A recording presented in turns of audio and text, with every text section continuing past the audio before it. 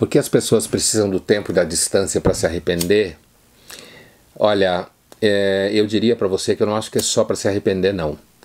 Eu acho que a gente precisa de tempo e de distância para ter uma percepção um pouco mais detida e um pouco mais cuidadosa das coisas.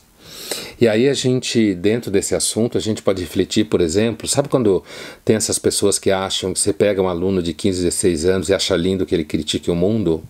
Fala a verdade. Quando você tem 15, 16 anos, se você for uma pessoa interessada, você de fato vai conseguir amealhar algum pequeno repertório. E eu não duvido, se você for inteligente e tiver acesso.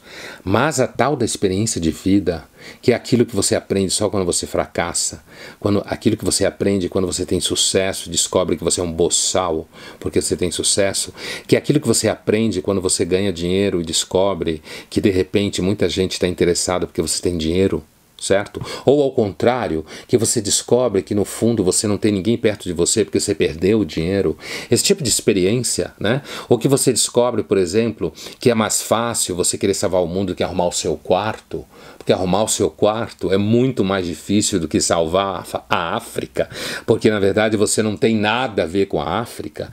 Esse tipo de experiência que está contida no cotidiano, no concreto, naquilo que mostra para você seus limites e suas ambivalências, isso aparece de forma mais clara quando você tem a possibilidade de olhar isso de um modo mais amadurecido, né? E aqui eu acho que essa distância no tempo e no espaço, ela favorece o amadurecimento e de certa forma ela é o próprio amadurecimento. Por isso que quando você olha uma coisa na distância do tempo, isso significa que pelo menos algum tempo passou e que, portanto, você não está naquele mesmo lugar no tempo que você estava quando você pensou ou fez aquilo, né?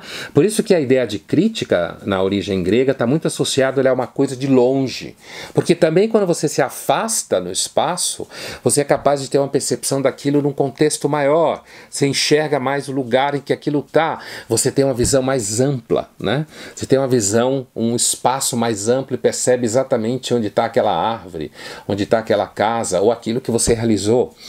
Por isso que tem algumas empresas, eu acho muito interessante essa técnica, que quando você quer que um conselho, por exemplo, ou um grupo de executivos emita uma opinião, você dá o assunto para eles e você diz que só vão discutir isso no dia seguinte ou 2 dias depois. Por quê?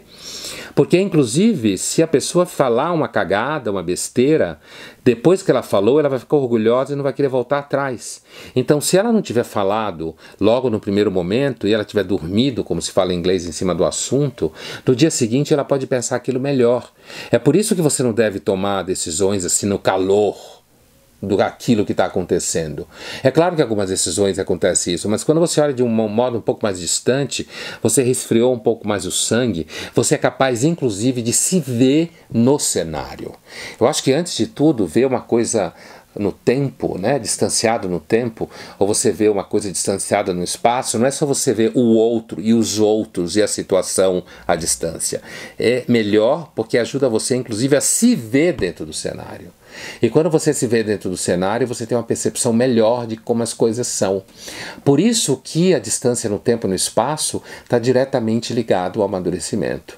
E talvez uma das coisas que mais falta hoje é amadurecimento. Primeiro porque muitos adultos querem chegar aos 60 com cabeça de 20, portanto ser um retardado mental, certo? E quando você tem 60 anos e você quer ser igual ao seu filho de 20, na verdade você está dizendo para ele que ele não tem futuro, porque quando ele chegar aos 60 ele vai ser um retardado que quer voltar atrás do tempo.